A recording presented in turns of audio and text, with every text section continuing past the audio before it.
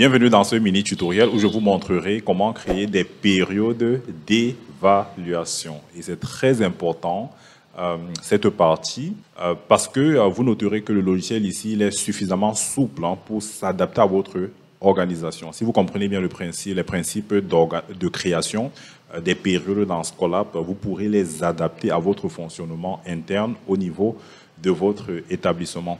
Donc vous noterez que dans Scholar, on a deux niveaux de périodes. On a ce qu'on appelle une période primaire, n'est-ce pas? La période primaire est au-dessus de la période secondaire. La période secondaire est une période à laquelle on peut rattacher un ou plusieurs examens. On va prendre un exemple. Si dans votre établissement, vous organisez l'année scolaire en trimestres, par exemple en 3 trimestres, trimestre 1, trimestre 2, trimestre 3, on dira que le trimestre 1 est une période primaire. Il se pourrait donc que dans un trimestre, vous organisez plusieurs évaluations, ou plutôt plusieurs périodes d'évaluation. Par exemple, dans certaines écoles, dans le trimestre 1, on va avoir 3 mois d'évaluation. Par exemple, le mois de septembre, le mois d'octobre, le mois de novembre. Dans le mois de septembre, dans lequel plusieurs examens sont organisés, va être appelé une période secondaire. Et ce mois de septembre, période secondaire septembre, va être rattaché à la période primaire, trimestre 1. Alors, pour bien comprendre ça, on va directement passer à un cas pratique. Donc, vous allez venir ici pour la période primaire. On va par exemple ici cliquer sur « Ajouter période primaire ». Là, on est dans le volet « Gestion des notes ». La période primaire qu'on va créer va par exemple s'appeler trimestre 1. On va cliquer ici sur le bouton « Ajouter ». Il nous ramène ici sur la liste. Donc, pour l'instant, on a une seule période d'évaluation qui est une grande période qui va regrouper des sous-périodes. Donc, supposons que sur le trimestre 1, j'organise des évaluations sur 3 mois, n'est-ce pas? Et que pour chacun de ces mois, je souhaite produire un bulletin de nota. Le mois de septembre, je veux faire un bulletin. Le mois d'octobre, je veux faire un bulletin. Le mois de novembre, je veux faire un bulletin. Et puis après, je voudrais avoir un bulletin récapitulatif des 3 mois. Ça, c'est possible. C'est possible de le faire. Donc, ici, pour le trimestre 1, je vais décider de créer des sous-périodes qui vont s'y rattacher. Pour créer des sous-périodes, vous ne viendrez pas sur « Ajouter période primaire », mais bien plutôt sur « Ajouter période secondaire ». Et là, on va décider de créer ici une période qu'on va appeler septembre. On peut l'appeler septembre tout simplement, n'est-ce pas? On va cliquer ici sur le bouton « Ajouter ». Je vais créer ensuite 2 périodes secondaires qui vont se rattacher toujours au trimestre 1. Donc voilà, j'ai créé mes 3 périodes secondaires qui sont toutes rattachées à la période principale qui s'appelle trimestre 1.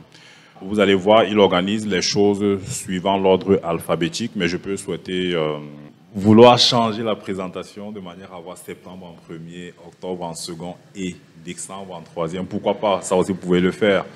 Vous pouvez passer par une astuce. Vous mettez ici, on peut même dire T1. On peut dire ici T1-septembre.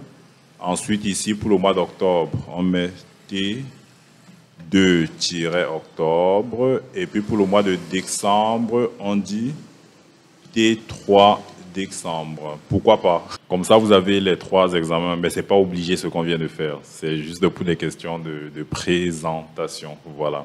Donc voilà, on a pu créer notre grande période. On a des sous-périodes.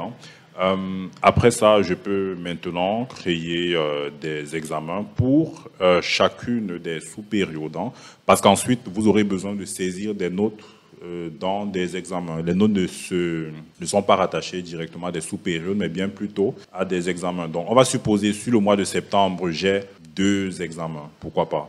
Donc, sur le mois de septembre, j'ai peut-être les devoirs en classe. Et puis, j'ai également une session plus formelle que je vais appeler examen de septembre. Pourquoi pas? Donc, pour ça, si vous souhaitez créer des examens, vous venez ici sur « Ajouter un examen ». Et là, avec le bouton « Ajouter un formulaire », vous pouvez créer autant que vous le souhaitez. Donc, ici, Je vais prendre premier trimestre septembre. Hein. Le nom de l'examen, on va l'appeler devoir. Bon, je vais dire dev septembre, n'est-ce pas? Ici, toujours pour T1, je vais dire ici éval septembre.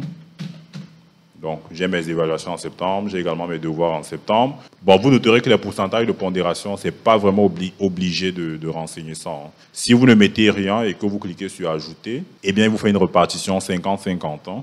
Vous aurez les devoirs qui vont valoir 50% de la note finale, vous aurez l'évaluation qui va valoir 50% de la note finale. Mais ça aussi, c'est modifiable. Hein. Vous pouvez décider que les devoirs en classe, c'est 40%, tandis que les évaluations vont compter pour 60%. Donc, si vous souhaitez mettre à jour comme ça ne passera pas. Il vous faut absolument faire un équilibre. Donc, 40%, 60%, vous cliquez sur mettre à jour et voilà. Vous avez défini hein, les examens rattachés aux différentes périodes hein, et puis les examens rattachés aux sous-périodes, les sous-périodes rattachées à la période principale.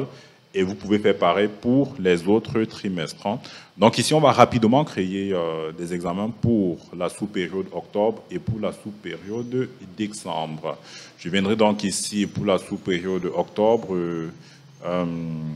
Alors, je vais appeler ça examen octobre. On va supposer qu'en octobre, je n'ai pas de devoir. Donc, je vais cliquer ici sur ajouter. Et puis pour le mois de décembre, je vais venir ici ajouter un examen en décembre. On va l'appeler exa décembre. Alors là également, pas de pourcentage de pondération. Vous noterez que pour gagner du temps, ce que je viens de faire peut se faire en une fois. Hein. Je vais venir supprimer hein, ce qu'on vient de faire pour vous montrer qu'on aurait pu gagner suffisamment de temps en le faisant en une seule fois. Donc, je viens ici ajouter un examen. On va ajouter un examen pour octobre. On va rajouter un autre pour décembre. Pour le mois d'octobre, l'examen s'appelle Exa Octobre. Pour le mois de décembre, l'examen s'appelle Exa Décembre. Et puis, vous cliquez sur Ajouter. Et là, vous avez exactement le même résultat que précédemment.